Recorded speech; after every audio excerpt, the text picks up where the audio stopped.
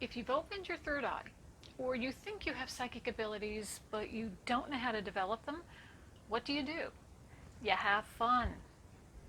In this video, I'm going to give you some fun exercises to help you discover your psychic abilities and strengthen them. And they're good exercises to do to test your psychic abilities.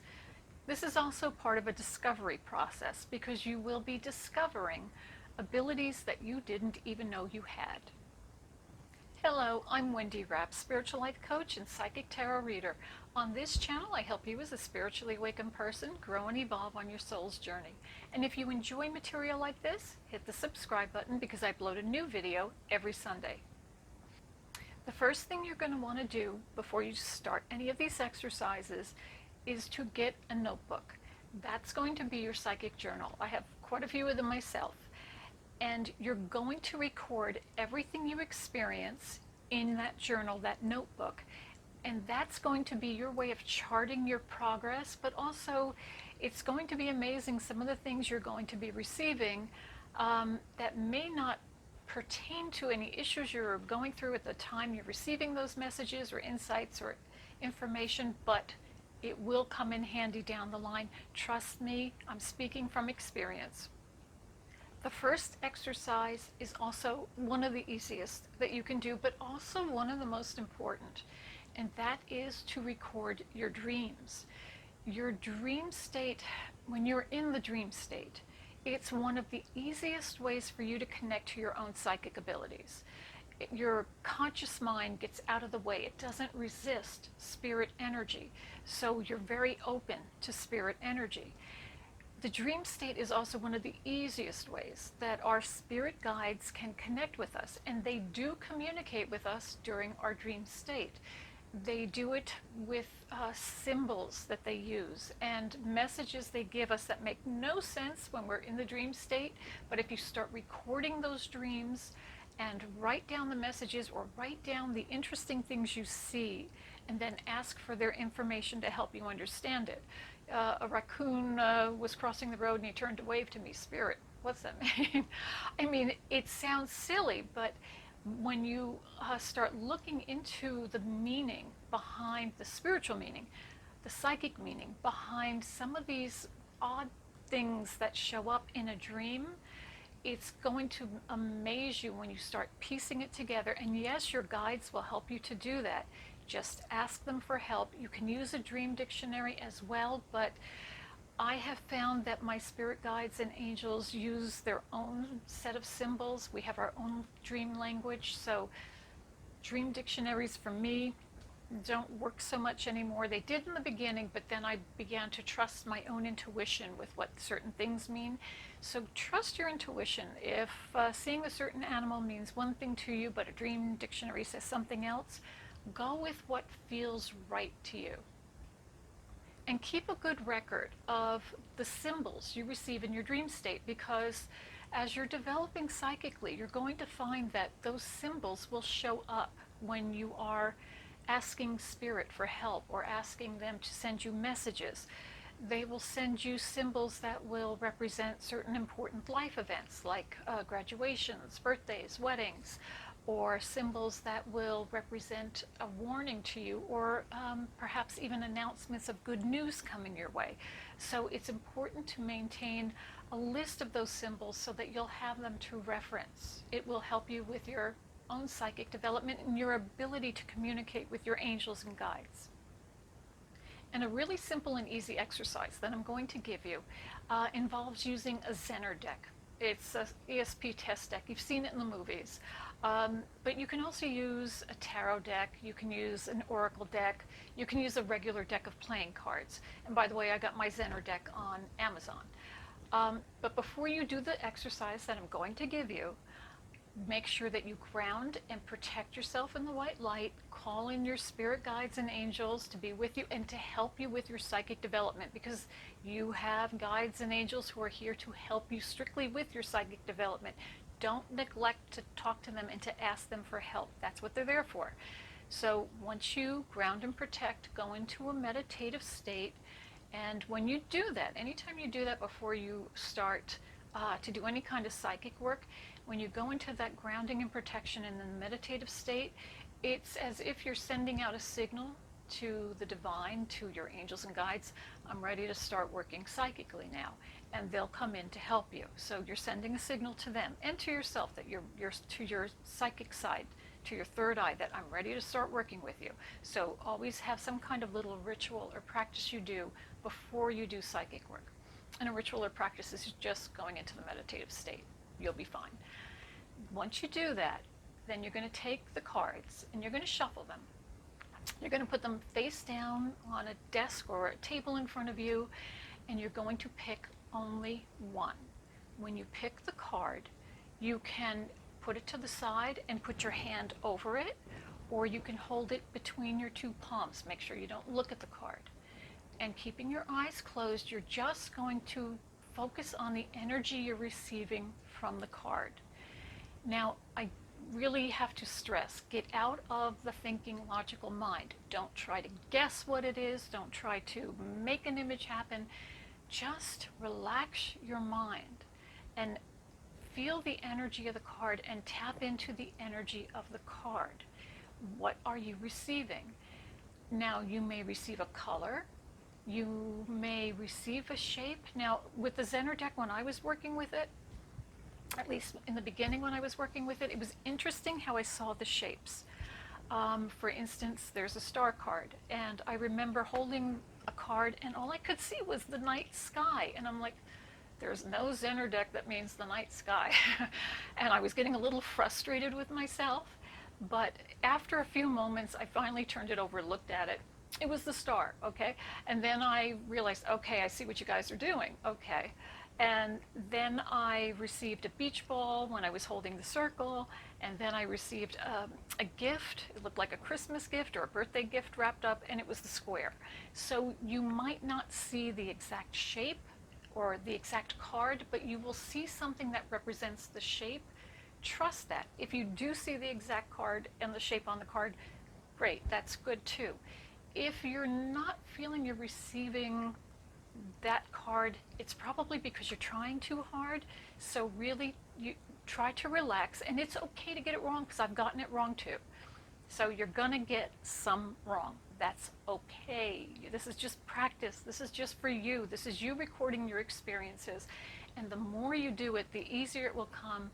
But psychic information usually comes to readers and to people who are psychic when they get out of the logical and they just, if I were to explain how it feels when information comes in, it's like I'm for a moment not thinking. I know that sounds really weird, kind of airheaded of me to say that, but it's like you have a moment where you're just not thinking. You're just like letting it be, being present and letting it be.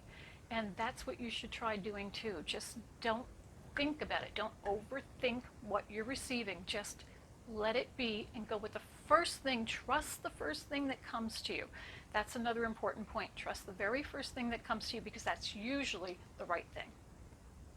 And if you're fortunate enough to have a friend who's also practicing and working on their psychic abilities, then get together with that person. You don't even have to be in the same room or the same house or the same town to do this, but you're going to practice your telepathy, which is mind-to-mind communication with your friend. And you can be in the same room, you can sit back to back, you can sit across the room from each other, or you can even do this over the phone. It's so easy. One of you will pick a card, and you will look at that card and then hold the image that you see on that card in your mind's eye. Hold it there until you really feel you can see it and you feel it in your mind's eye. Then you're going to send the image to your friend's third eye and see yourself sending that image into their third eye. When you feel that you have securely sent that image to their third eye, let them know. I've now finished sending you that image. I've sent it to your third eye. Then you're going to give them a few moments for them to tap into the energy that they're received through their third eye. It's fun to play that, and again, If you get it wrong a few times, that's okay, but I swear to you, the more you do it, the easier it's going to get, and you're going to be amazed, I think even very quickly, how easy an exercise like that is to do and to get right. And you don't have to use Zener cards or any other card deck to do that exercise, the telepathy exercise with a friend. Hold in your third eye, in your mind's eye, the image of an animal, a flower, a place, a landmark of some kind that's well known, and then send that image. It doesn't matter what the image is of. You can send whatever image you like to your friend so you can have fun and play with it. And another fun exercise to try is psychometry. And psychometry is when you're reading the energy of an object. You're reading the energy associated with it, and usually the energy associated with the person that object belongs to. So this kind of an exercise usually works best when the object is metal and when it belongs to someone you don't know or you don't know very well. So hopefully you have a friend who maybe has a parent who's still here, or has an object maybe that belonged to their grandmother or an aunt or someone in their family that you've never met. That usually does help, and they would be willing to allow you to borrow that object. And then what you're going to do is you're going to take the object and hold it in your hand, go into your meditation, and again, you're just feeling the energy associated with the object. Don't start making up stories in your head. Don't start trying to think of what you're going to see. Just allow. Go to that place where you're not thinking anything. You're just focused on the energy of the object. And allow yourself to receive. You may receive images. You may receive words. You may hear a song. You may receive names. You may see the color pink. Maybe that person loved pink. You may smell pies baking. Maybe that person loved to bake pies. Trust whatever you receive. The first time I tried that, a woman who I worked with, I knew her as an acquaintance in the office and we were friendly, but I didn't know a great deal about her. But she knew I was going through psychic development, and she allowed me to take one of her rings home that night and work with it. And I received the name Caroline, which came in, and I'm like, okay, I don't know who this is, but Caroline. Then I saw a little white dog, and I kept hearing a name, Daisy, Dixie, or something like that. And then I asked a question that was not intrusive, and I asked, well, what was the name? Now, this woman was as old as I was. We were both like in our 40s at the time. And I said, what was the name of a high school sweetheart that this woman knew? What was her high school sweetheart? And I got the name Mickey. And I asked them, did you say Nikki with an N or Mickey? And Spirit sang the Mickey Mouse song. Those of you who are old enough to know the M-I-C-K-E-Y song, they actually sang that to me. So, okay, it's Mickey. The next day I go to her and I find out Carolyn is her aunt. Aunt Caroline had a little white dog that was named Dixie Doodle, not Daisy Doodle, Dixie Doodle. And she got stumped with the sweetheart thing. She first thought it was Nikki, but then her sister said, no, your high school sweetheart was Mickey with an M. So it's amazing, even the first time out doing psychometry, as long as you can just get out of your head and feel the energy, it's amazing what you'll pick up. So don't judge what you receive, and also remember to inform your friend, whoever loaned you that object. Talk to them, ask them, tell them what you received, and I swear to you, you will receive some kind of validation for the messages you received. And here's a little something else that I used to do to help train me to be able to hear messages from my spirit team. And what I would do is I would take my tarot. It was usually the tarot, not any other oracle. I work with the tarot, so I would use the tarot. I wouldn't ask a question. I would just take my tarot deck and I would shuffle it. I would then pick a card. I would look at the card, write down the meaning, and again, I was always in my psychic journal, journaling everything out, and I would write down the meaning of the card, and then I would ask Spirit, what message do you want me to have right now? Is there a message you have for me? And I would just sit and stare at that card. And when you do that, that card becomes like a scrying tool. We've all heard of scrying mirrors, where you look and then you start seeing things with crystal balls. Those are scrying tools. But even today, when I do a reading, I will often use the cards in front of me as a scrying tool. I guess it's because of this exercise, and I get information that's not in the cards, but usually that's when I get information that's really dead on. And people will say, which card said that? And it's like, no. They're telling me it's not in the cards. But I would sit and stare at that card and use it as a scrying tool and just allow my mind again to empty out and just allow myself to open to a message from them. What message do you want me to hear today? Usually within moments, I began receiving images or I would hear a message. So of course, you write that message down, and now oftentimes the message I received in that moment didn't really make sense to me, so I was like, am I really making this up, or am I hearing right? But I would write it down. Because I wrote it down and I had it in that journal, sometime later, whether it was days, and it was usually within a week's time, to be honest, sometimes it was a week or two, but it was usually within days, there would be some kind of a situation that would occur, and that message was on point. So you can try doing that. It does help to train you. You can use your oracle deck to do it. Usually a deck that has a picture that you can kind of get lost in a little bit while you're staring at it. So the Zenner deck might not necessarily work for that, but you can use a mirror or a crystal ball if you have one, and do the same with that. But being able to kind of get lost a little bit in that daydream kind of hazy focus, and getting out of your mind and being open to receiving. And the whole point of that particular exercise is to open yourself to hearing and receiving direct messages from your angels and guides. And there are a few other fun things you can do every day that are really, really easy.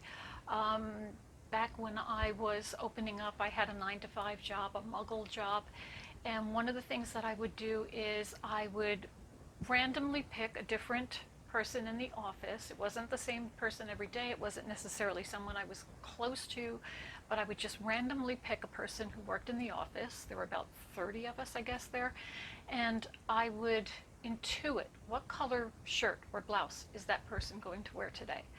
And 9 times out of 10, I was right. And I would pick a different person every day, so I'd mix up the energies, and you're asking to receive information that is not personal. That person's wearing that shirt in public for everybody to see, nothing personal there. I just wanted to get a feeling for the color. And that's a fun exercise. It's incredibly easy to do, and you will be amazed at the results you have with that. Other things you can do, visit historic sites.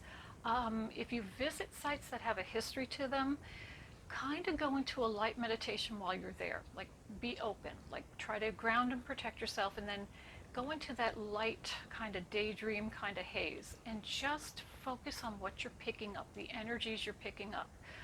I've done that, and I have heard conversations, I've heard voices, I've heard music from bygone era. I have smelled smells like tobacco smoke where there's none.